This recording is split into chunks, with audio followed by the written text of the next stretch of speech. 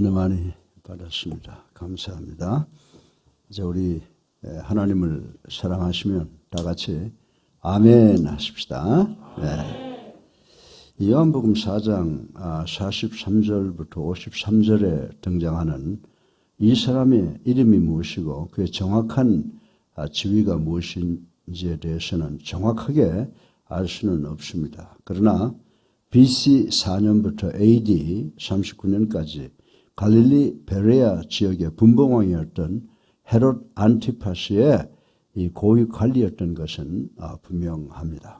이 사람은 권력과 부가 있는 사람이었으므로 치료를 위해서 자기 아들의 치료를 하고자 최고의 명의들을 청하여 치료를 위하여 최선을 다했을 것이라고 예측을 할 수가 있습니다. 그러나 그의 권력과 부가 아무 소용이 없었기에 마지막으로 예수님께 소망을 두고 찾아왔을 것입니다.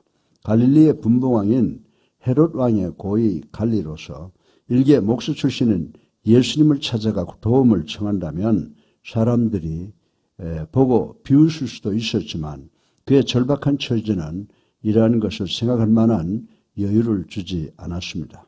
만약에 이 사람에게 아들의 질병이라고 하는 이 절박한 문제가 없었다면 그래도 과연 이 사람이 예수를 만나려 하였을까요?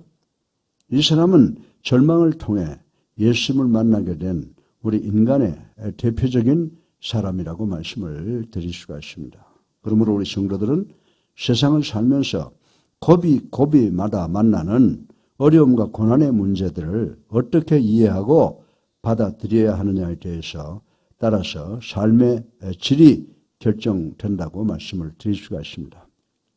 야고보 선생은 야고보서 1장 2절에 내 형제들아 너희가 여러 가지 시험을 당하거든 온전히 기쁘게 여기라 라고 했습니다. 많은 사람들이 이 말씀을 의아하게 생각할 것입니다. 그런데 이 세상의 모든 것들도 같은 현상이라고 하는 것입니다. 특별히 어려움과 고난을 통하여 오는 시련은 two facet, 양면을 가지고 있다고 하는 것입니다. 어려움과 고난을 부정적으로 그리고 소극적으로 받아들이는 사람들에게는 그 사람의 인생을 암살하게 만드는 독소가 될 수 있다는 사실을 우리 모두는 알아야 된다고 하는 것입니다. 그러나 이를 긍정적으로 받아들이는 사람들에게는 흙수저가 금수저로 변하게 하는 아름답고 위대한 인생의 스토리를 만들어내는 아주 중요한 이 보약들이 된다고 성경은 우리들에게 가르쳐 주고 있습니다.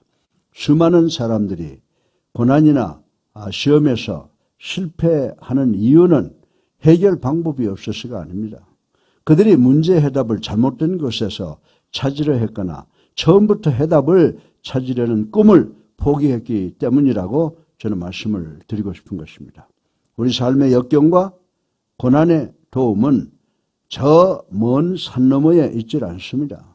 우리 안에 계시는 성령님이 바로 우리 문제의 도움과 해답이 되시는 줄로 믿으시기를 주님의 이름으로 축원합니다.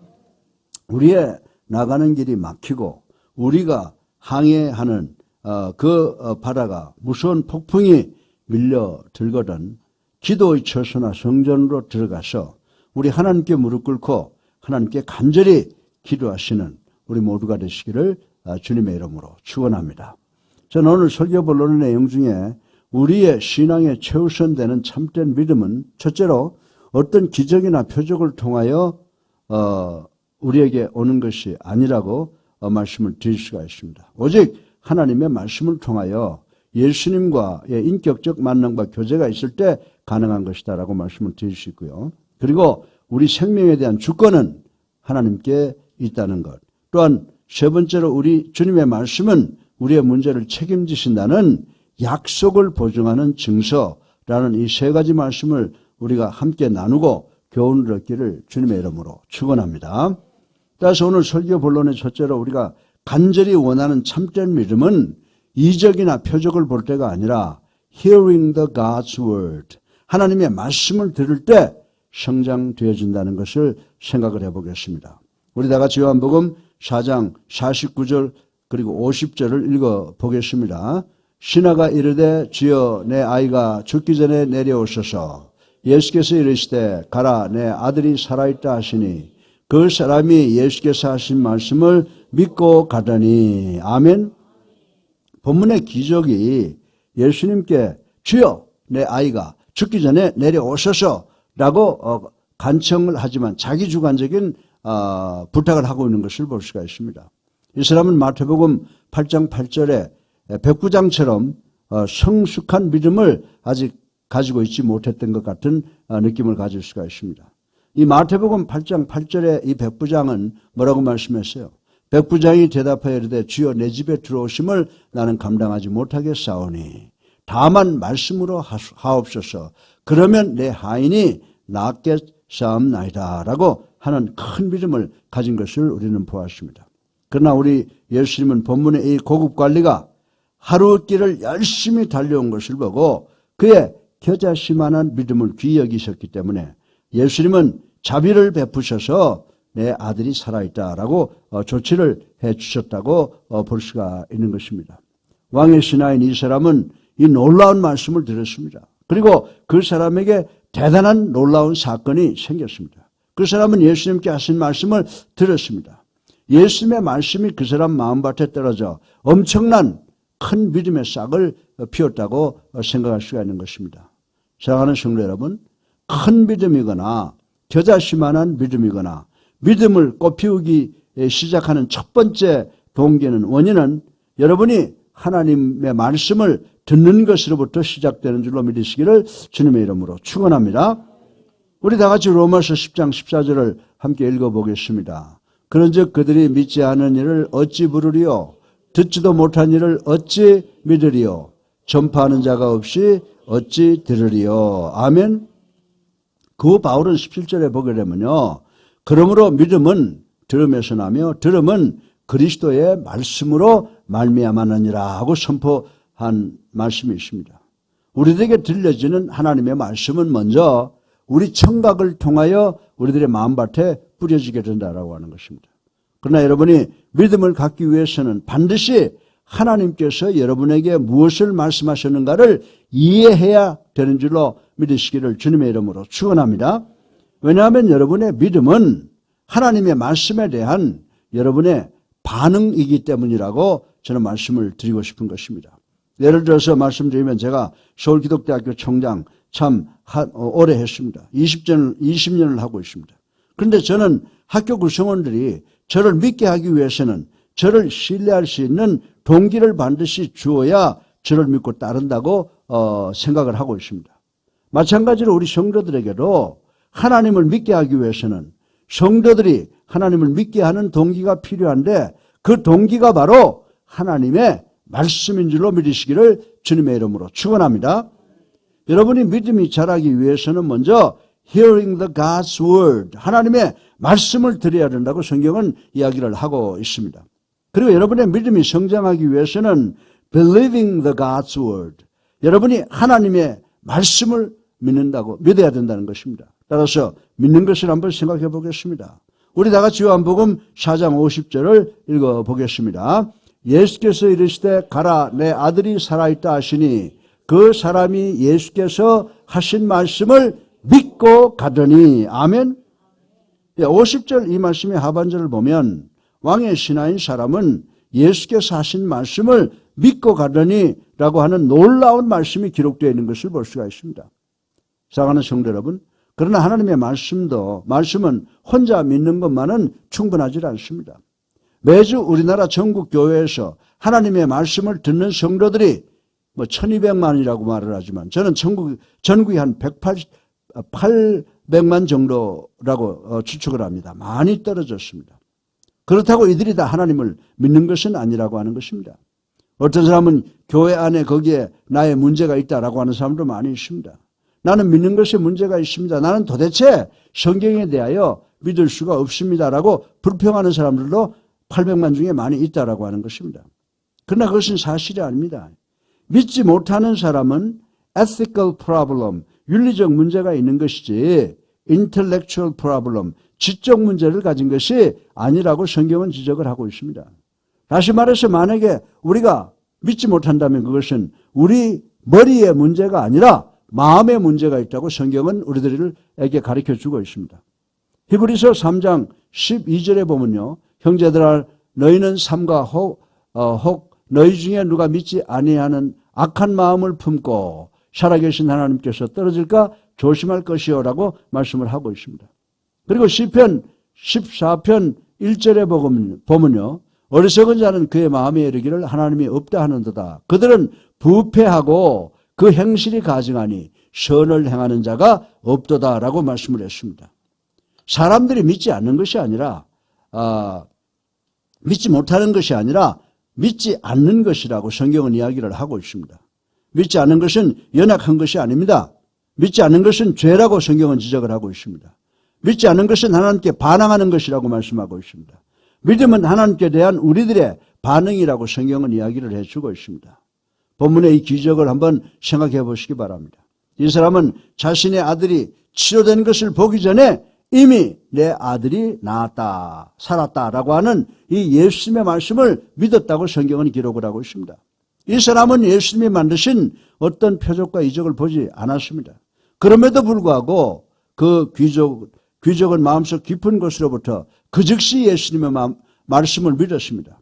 여기에 이 사람은 예수님을 믿는 인격이 형성된 것을 우리는 볼 수가 있다라고 하는 것입니다. 예수님께서는 오늘 요한복음 4장 50절에 이 사람에게 가라 내 아들이 살아있다 하시니라고 말씀을 해주셨습니다. 그 사람은 예수 그리스도 그 개인에게 반응한 것인 줄로 믿으시기를 주님의 이름으로 축원합니다. 또한 이 기적이 실천한 obeying the God's word 하나님의 말씀에 순종한 것을 생각해 보겠습니다. 우리 다 같이 본문 50절을 다시 한번 읽어보겠습니다. 50절 예수께서 이르시되 가라 내 아들이 살아있다 하시니 그 사람이 예수께서 하신 말씀을 믿고 가더니 아멘. 이 말씀에 기록된 큰 믿음의 의미는 하나님의 말씀을 들었을 때 말씀을 믿고 그 말씀에 순종했다라고 하는 의미를 큰 믿음이라고 기록을 하고 있는 것입니다.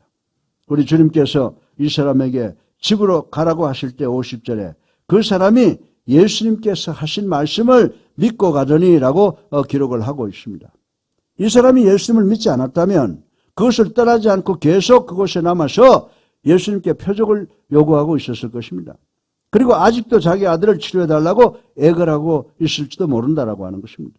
그러나 그 문제는 해결이 되었습니다. 그리고 그의 믿음은 그의 철두철미한 절대 순종을 통해서 입증되었다라고 하는 것을 우리는 알 수가 있는 것입니다. 진정한 믿음은 큰 믿음이나 혹은 겨자씨만한 믿음이라도 믿음은 언제나 듣고 믿고 이 순종과 연결되어 있다는 사실을 우리는 알아야 되는 줄로 믿으시기를 주님의 이름으로 축원합니다. 로마서 16장 26절 중반절에 바울 선생은 모든 민족이 믿어 순종하게 하시려고 라고 말씀을 하고 있습니다. 그리고 야고보서 2장 26절을 통해서 영혼이 없는 몸이 죽은 것 같이 행함이 없는 믿음은 죽은 것이라고 말씀을 하고 있는 것을 우리는 알 수가 있습니다. 여러분이 교회 와서 앉았다 간다든지 또 설교를 그저 하나님의 말씀으로 듣지 않고 도덕 강의로 알고 열심히 적는다고 하더라도 그것은 믿음이 될 수가 없다라고 하는 것입니다. 여러분의 참 믿음은 큰 믿음은 하나님의 말씀을 듣고 하나님의 말씀을 믿고 하나님의 말씀에 순종하는 것인 줄로 믿으시기를 주님의 이름으로 축원합니다. 이 말씀을 듣는 여러분 중에 목사님 지금 말씀하는 것 우리가 믿음보다는 그러면 순종, 행위가 더 중요하다는 것입니까? 행위로 구원받았다는 것입니까? 라고 의문을 갖는 분이 계실 줄로 압니다. 아닙니다. 제가 지금 여러분들에게 말씀드리는 것은 여러분은 믿음으로 구원받았으나 믿음이 역사했다는 말씀인 줄로 믿으시기를 주님의 이름으로 축원합니다. 만약에 믿음이 역사하지 않으면 그것은 구원을 일으킬 만한 능력이 없는 것입니다. 간단하게 말해서 여러분이 믿는다고 하면서 말씀을 듣지 않고 말씀을 믿지 않고 그리고 말씀을 순종하지 않으면 그 믿음은 죽은 믿음이라고 하는 사실을 우리는 알아야 된다라고 하는 것입니다. 이 세상에 순종을 대신할 것은 아무것도 없음을 명심하시기를 주님의 이름으로 축원합니다. 그래서 우리 그리스도의 교회의 모토가 뭡니까? 우리 그리스도의 교회의 모토는 Where Bible speak, we speak. Where Bible silent, we silent. 성경이 말하는 것은 말하고 성경이 잠잠한 것은 잠잠한다라고 하는 것이 그리스도의 교회의 시작의 모토라고 하는 사실을 우리는 알아야 됩니다. 참 믿음은 이적이나 표적을 볼 때 생기지 않고 하나님의 말씀을 듣고 하나님의 말씀을 믿고 하나님의 말씀에 순종할 때 일어나는 것이라고 성경은 누누이 우리에게 설명을 해주고 있습니다. 그리고 동시에 은혜를 통하여 구원이 선물로 오게 되는 줄로 믿으시기를 주님의 이름으로 축원합니다. 우리가 성경이 말하는 것을 말하고 성경이 잠잠한 것은 잠잠하지만 매사는 예수 그리스도의 사랑으로 한다라고 하는 말씀을 우리는 반드시 기억을 해야 된다라고 하는 것입니다. 사도행전 2장 37절에 백성들이 뭐라고 말하고 있습니까? 그들이 이 말을 듣고 마음에 찔려 베드로와 다른 사도들에게 물어 이르되 형제들아 우리가 어찌할꼬 하거늘 이라고 도움을 청한 사건이 기록되어 있는 것을 우리는 볼 수가 있습니다. 초자연적인 역사들, 곧 기적과 표적도 마찬가지입니다. 그것이 우리의 믿음에 어느 정도 도움을 주기는 하겠지만은 우리의 믿음을 완벽하게 주님 수준까지 자라게 하지는 못한다는 사실을 우리는 알아야 된다라고 하는 것입니다. 지금 일본에서 올림픽이 거행되고 있습니다. 올림픽 배구 선수들 보면요, 아주 팔등실이 쭉쭉 뻗고 있어요. 얼마나 아름답습니까? 예, 이 올림픽 배구 선수들의 팔등신, 이 육체를 자랑하여도 정말 영양 공급을 원활히 받지 못하면 그 아름답고 건강한 몸이 제대로 기능을 발휘할 수 없듯이 우리의 영성도 하나님의 말씀을 충분히 섭취하지 못하면 우리 성도들의 믿음도 똑같이 태화되고 만다라고 하는 사실을 우리는 알아야 된다라고 하는 것입니다. 표적이나 이적만을 보고서 생긴 믿음은 뿌리가 연약하므로 언제든지 하나님을 배반하고 돌아설 수가 있다라고 하는 것입니다. 마태복음 7장 24절로 25절에 보면 그러므로 누구든지 나의 말을 듣고 행하는 자는 그 집을 반석 위에 지은 지혜로운 사람 같으니라. 비가 내리고 장수가 나고 바람이 불어 그 집에 부딪히되 무너지지 아니하니 이는 주추를 반석 위에 놓은 까닭이요. 아멘. 그렇습니다. 이 말씀의 옥토 위에 뿌려진 믿음은 그 터가 견고함으로 흔들리거나 무너지는 일이 없다고 성경은 우리들에게 가르쳐주고 있습니다. 그러므로 우리 교회가 말씀을 가르치고 말씀으로 훈련하는 것보다 은사라든지 표적을 치중한다면 그건 잘못된 것이기 때문에 방향을 바꿔야 함을 명심하시기를 주님의 이름으로 축원합니다. 두 번째로 우리의 생명을 살리는 생명의 주권은 하나님께 있음을 생각해 보겠습니다. 우리 다 같이 요한복음 4장 50절을 다시 한번 읽어보겠습니다. 시작. 예수께서 이르시되 가라 내 아들이 살아있다 하시니 그 사람이 예수께서 하신 말씀을 믿고 가더니 아멘. 이 49절과 50절에 보면요, 왕의 신하가 사경을 헤매는 아들을 생각하여 예수님을 재촉한 사실과 예수님께서 내 아들이 살아있다라고 하신 말씀이 기록되어 있는 것을 우리는 볼 수가 있습니다. 왕의 신하의 생각에는 예수님께서 자기 아들이 있는 곳으로 가셔서 적어도 안수 기도라도 해 주어야만 그에게 소망이 있을 것 같았는데 주님께서는 그 아들의 얼굴도 조차 보신 적이 없음에도 불구하고 말씀 한마디로 그를 살려주신 것을 보고 깜짝 놀랐을 것이라고 생각을 할 수가 있습니다. 여기서 우리의 생명에 대한 하나님의 절대 주권을 확인하게 되는 줄로 믿으시기를 주님의 이름으로 축원합니다. 하나님은 우리의 생명의 주인이신 줄로 믿으시기 바랍니다. 하나님께서는 사람들에게 생명을 주시기도 하고 거두어가기도 하시는 분이신 줄로 믿으시기를 주님의 이름으로 축원합니다. 일반적으로 우리들은 생명의 주인이 마치 자신인 것처럼 알고 있는데 이는 대단한 오해라고 말씀을 드릴 수가 있습니다. 이 세상의 모든 사람의 생명은 하나님께서 주관하시기 때문에 스스로 원한다고 오래 살게 되는 것이 아니며 짧게 사는 것도 아니라고 하는 것입니다. 병원에서 건강검진을 했는데 의사가 당신은 건강에 문제가 전혀 없어 장수할 수 있습니다라고 하는 진단이 내려진 사람이 있고 또 어떤 사람은 당신 여기저기에 문제가 있어 6개월도 살기가 어려워 라고 진단을 받은 사람도 있다고 하는 것입니다. 그런데 오래 살겠다고 진단받은 사람이 6개월 만에 세상을 떠나고 6개월 만에 죽겠다고 하는 사람이 천수를 누리는 사람들이 무지기수라고 하는 사실을 우리는 잘 알고 있습니다.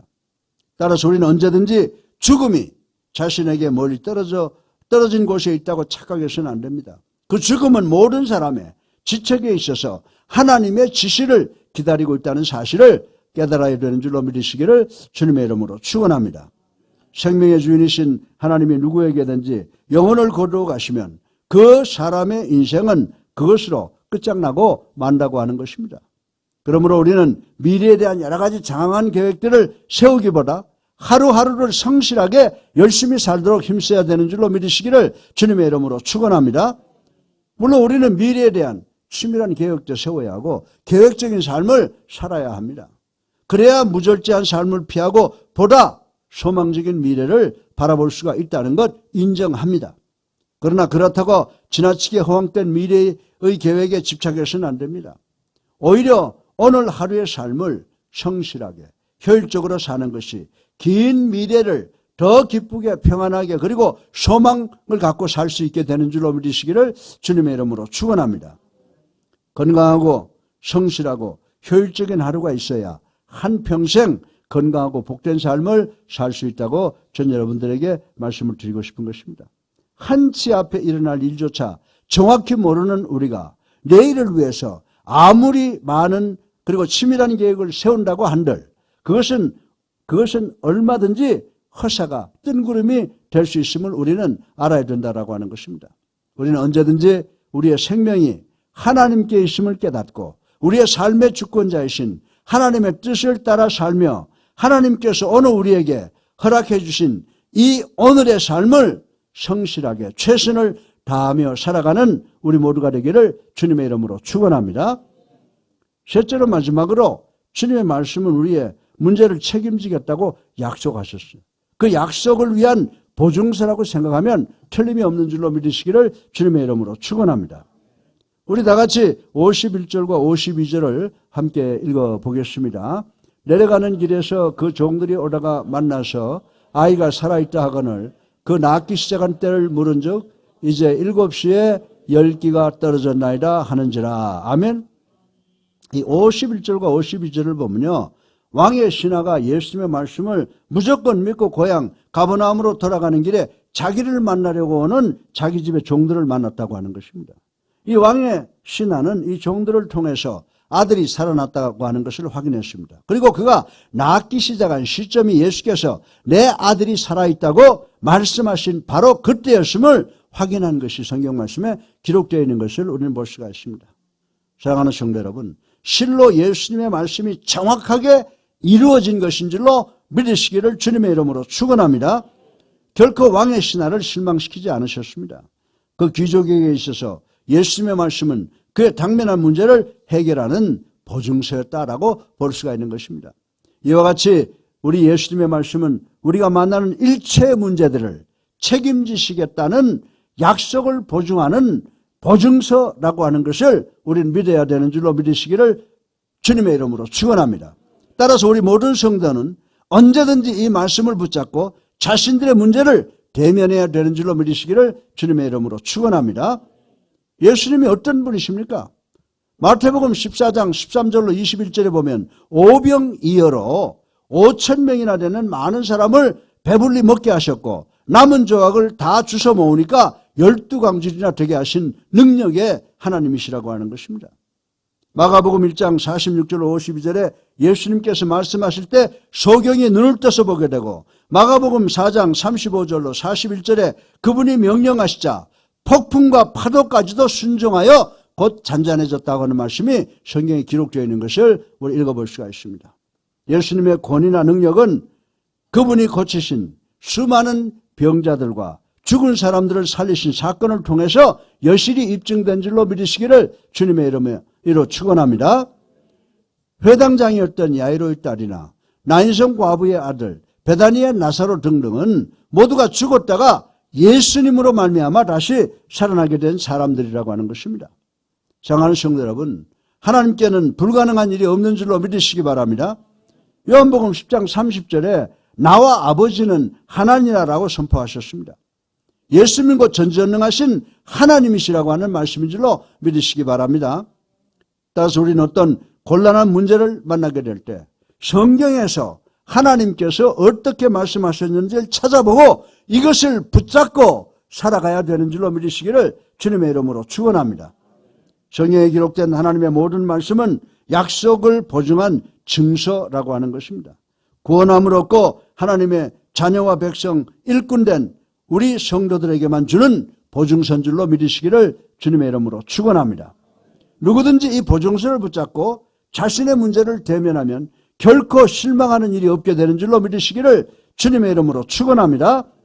사람들은 다 거짓될지라도 하나님은 영원히 미쁘시기 때문에 무엇이든지 약속하신 대로 반드시 시행하시는 분이신 줄로 믿으시기를 주님의 이름으로 축원합니다.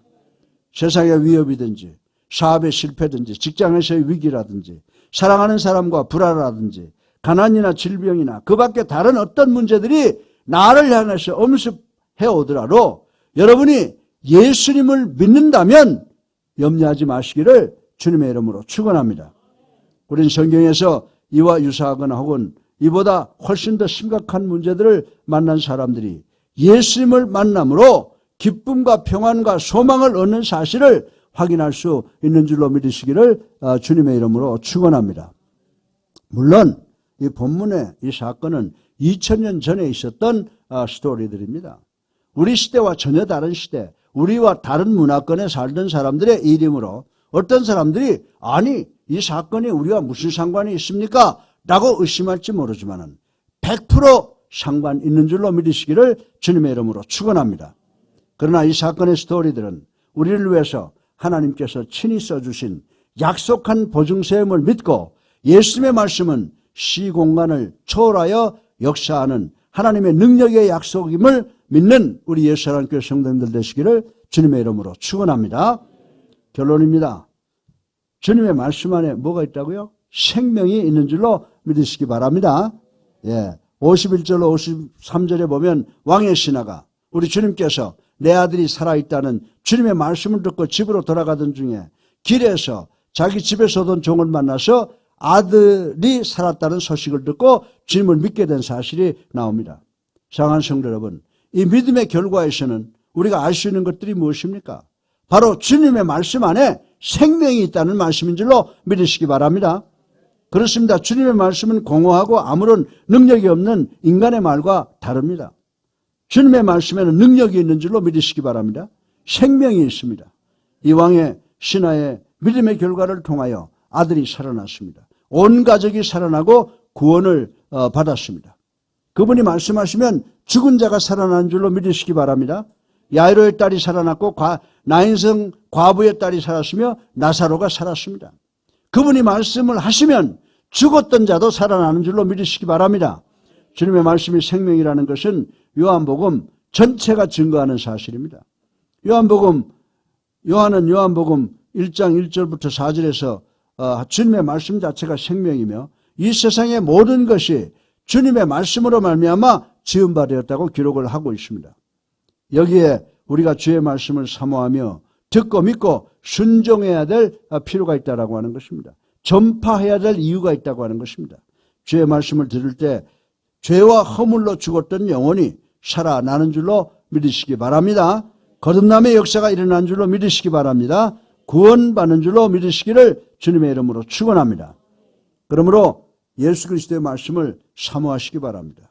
예수 그리스도의 말씀을 읽고 듣기에 열심히 하시기를 주님의 이름으로 축원합니다. 또 전하시기에 순종을 다하는 우리 성도들 되기를 주님의 이름으로 축원합니다.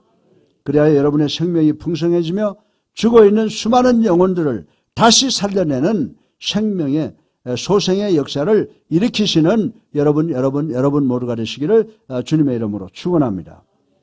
우리가 말씀에 다른 것을 잡고 의지하려면 생명과 모든 것을 다 잃게 되지만 주님의 말씀을 붙잡고 의지하면 생명을 얻되 풍성하게 얻게 되는 줄로 믿으시기를 주님의 이름으로 축원합니다.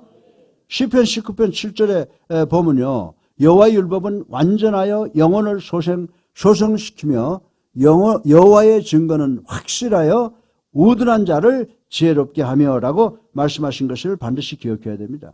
그리고 시편 119편 40절에 뭐라고 말씀했습니까? 내가 주의 법도를 사모하여 싸우니 주의 의로 나를 살아나게 하소서. 아멘. 또 베드로전서 1장 23절에 뭐라고 했습니까? 너희가 거듭난 것은 썩어질 씨로 된 것이 아니요 썩지 아니할 씨로 된 것이니 살아있고 항상 있는 하나님의 말씀으로 되었느니라. 아멘. 예. 사랑하는 성도 여러분, 우리 모두에게는 하나님께서 정하신 반드시 완수해야 할 각각의 의무들이 있다는 것을 우리는 알아야 됩니다. 흔히들 선천적으로 타고난 재능이라고 말하는 일반 은사나 성령께서 우리 각 사람에게 나누어주신 영적 은사는 모두가 하나님께서 찾으시는 이 세상에 잃어버린 하나님의 백성들을 위해서 사용해야 되는 줄로 믿으시기를 주님의 이름으로 축원합니다. 여러분들, 여러분이 가졌다고 여러분 것이 아니에요. 내가 가지고 있다고 해서 내 것이 아니라고 하는 것입니다. 고린도전서 4장 7절을 보세요. 누가 너를 남달리 구별하였느냐? 내게 있는 것 중에 받지 아니하는 것이 무엇이냐? 내가 받았은즉 어찌하여 받지 아니한 것 같이 자랑하느냐? 아멘. 예. 우리는 언제든지 우리 자신에게 있는 일체의 것들이 하나님께서 받은 것이며 하나님의 뜻을 쫓아 써야 한다는 점을 명심하시는 우리 모두가 되기를 주님의 이름으로 축원합니다.